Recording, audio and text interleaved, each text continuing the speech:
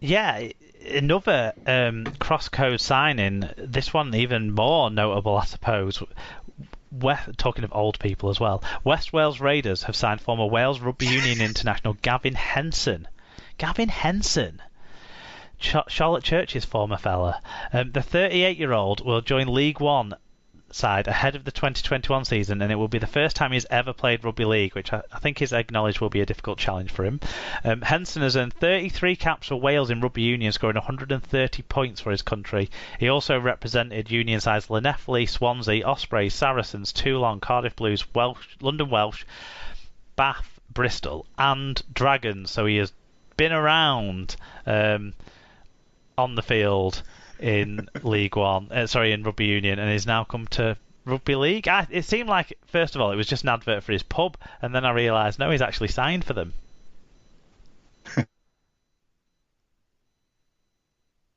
I might take some bets on like over unders in terms of how many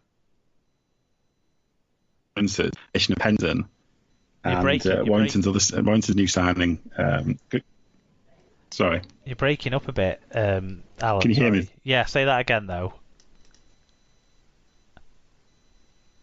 I was going to take a bet whether how many games that Henson plays in combination perhaps with how many games that English plays at Warrington. I'd be surprised if it's more than 10 between them, to be honest. I would be shocked if he plays a game. Not shocked, surprised. Pleasantly surprised, but I would be pleasantly surprised if he plays a game at all for West Wales Raiders. But I do now know that he's got a pub called The Fox somewhere in Wales.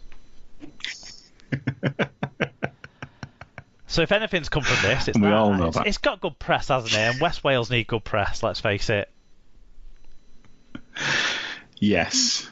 The chances of a 38-year-old making it at having never played the game before, good luck with that. It's been long sort of rumoured that he would come over to Rugby League, hasn't it? Like every time in the last 6 years that he's been without a union club for a week, it's been sort of suggested that whatever the Welsh clubs at the time were would have been interested in signing him. So it's not a complete bolt from the blue, but it is it'll be interesting. I really do hope that he at least gets in the shirt and gets out there, and maybe it can attract more interest in the early stages of next year as well for West Wales, because it's got us talking about them more than we've talked about them so far this year. That's true. Yeah, that's true. Yeah, it's worked for that and the pub. So Barrow have announced the re-signing of Scotland international Shane Toll on a 1-year contract.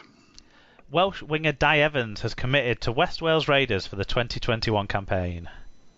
Kane Barnes has signed a new 3-year deal with Workington Town.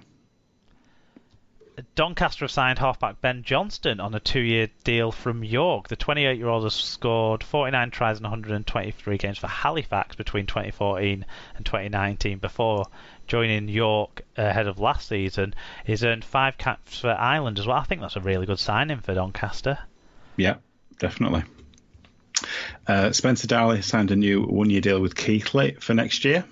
The big League One news story side this week is in again here, with Welsh prop Morgan Evans signing a new 1-year contract with the West Wales Raiders for next season. Declan Hume has signed a new 2-year contract with Barrow. Hume arrived at the Raiders from Workington in 2017. Coventry have confirmed that Dan Coates, Dan Bedford, Andy Joy, Delane Bedward, Elliot Townsend and Jack Dawson will be part of their squad for 2021. I'm trying to work out who Delane was named after, because that's the first name that I've not heard many times either. I don't think there's a rugby league heritage there. No, that's a new one on me. But that's some more. We talked a bit about Coventry last week. That's obviously them.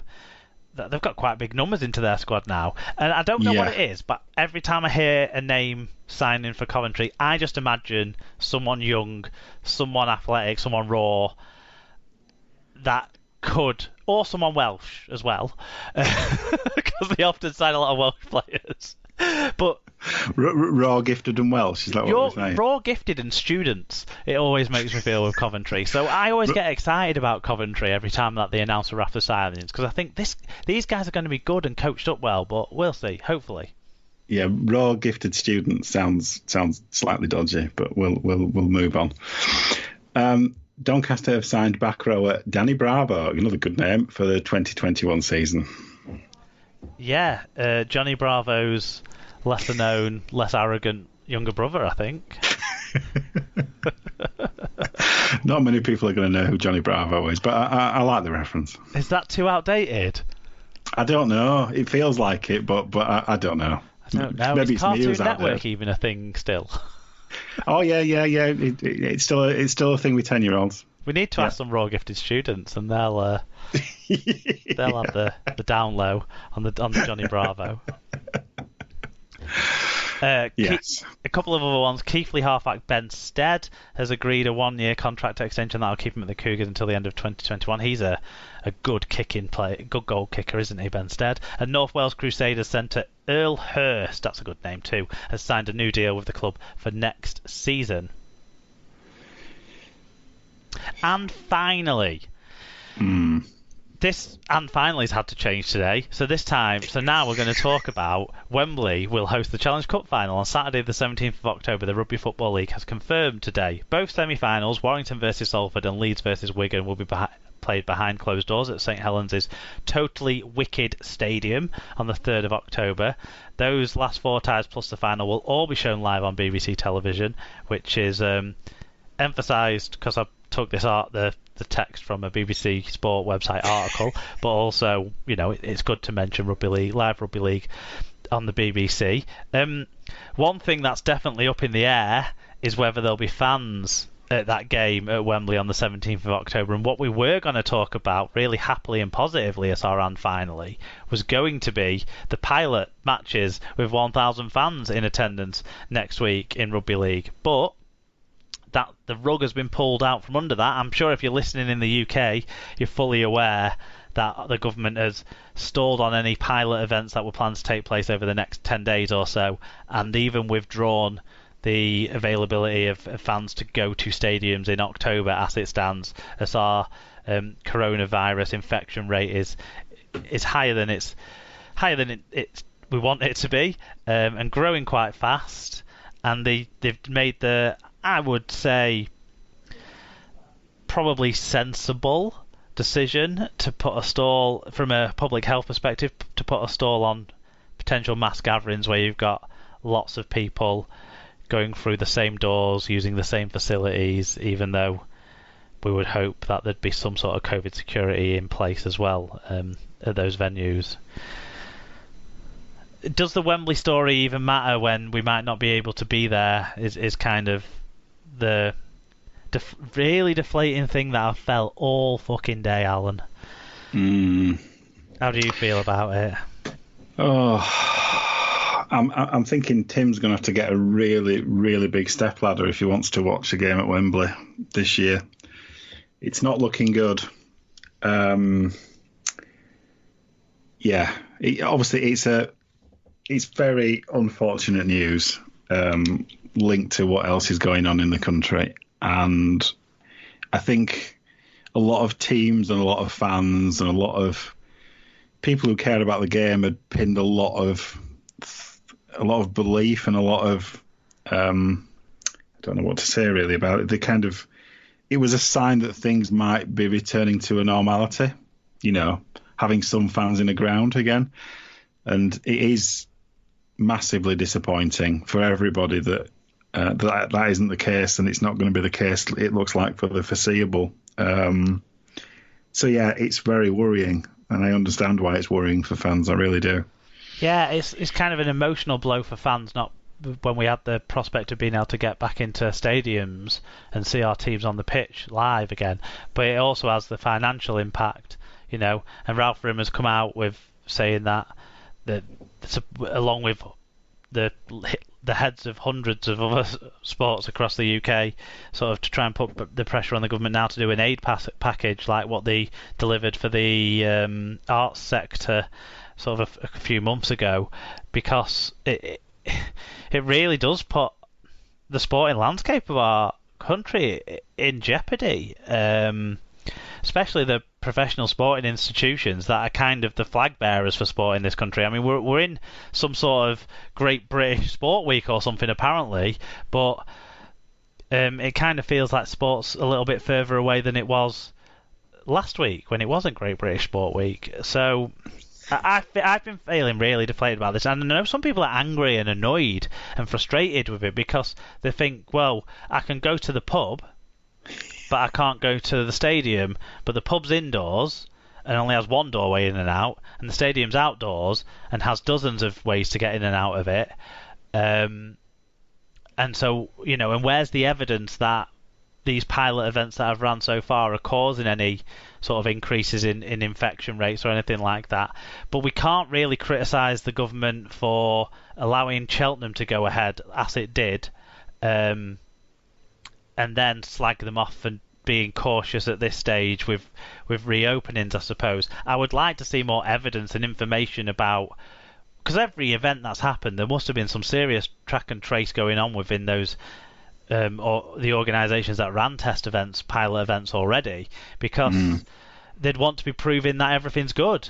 But we haven't seen anything one way or another, and I don't think we do get to really see true evidence-based policy making from the government that we have in place at the moment in the UK, and it's really sad. And people who are listening from Australia, for example, who are able to get to games, do continue to safely get to games in the stadiums in Sydney, and there won't be any more games in Queensland after this week. But well, Storm, I suppose, are still playing in Queensland, aren't they? But yeah, do keep enjoying it, but don't take it for granted, guys, because it feels fucking shit when it feels like we've had it taken away from us all over again, even though we never quite got it back.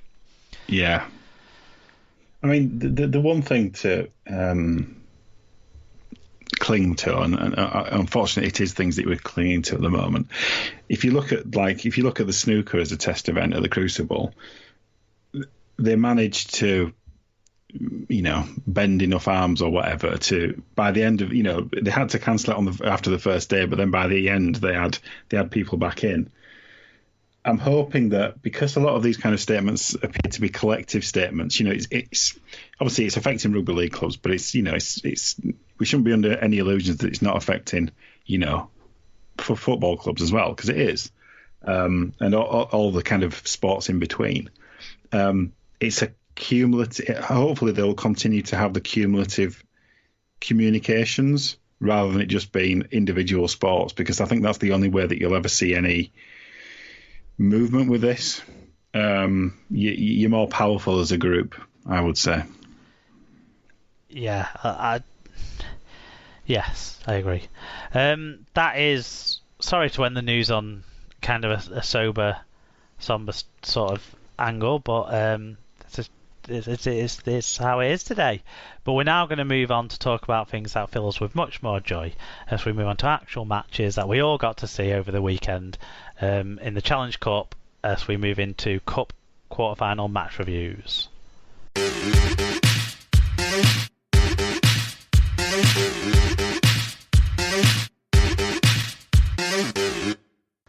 So it's Challenge Cup quarterfinals match reviews. We've got 4 matches to talk about. A couple or more fan views on them all. It seems that the Saturday BBC games got a bit more attention, which is good to see.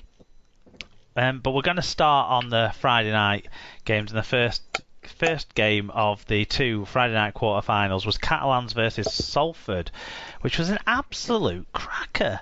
It finished 22 points to 18 in Salford's favour after a golden point try from Dan Sargent. So it was 18-all at full time. It was 12-10 to the Catalans at half time. Ben Thaler was the referee, so it was close and exciting throughout. A couple of fan views on this one. Yeah, St David said, very entertaining match. Thought the Reds halves outplayed their illustrious Catalan counterparts. Inu and Sargentson also very good. Disturbing to hear all the panting from Thaler.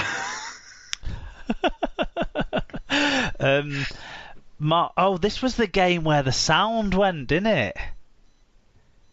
Yes. So the I thought it was my TV. crowd noise sound went. Was it this game? I think it was this game. I don't know now.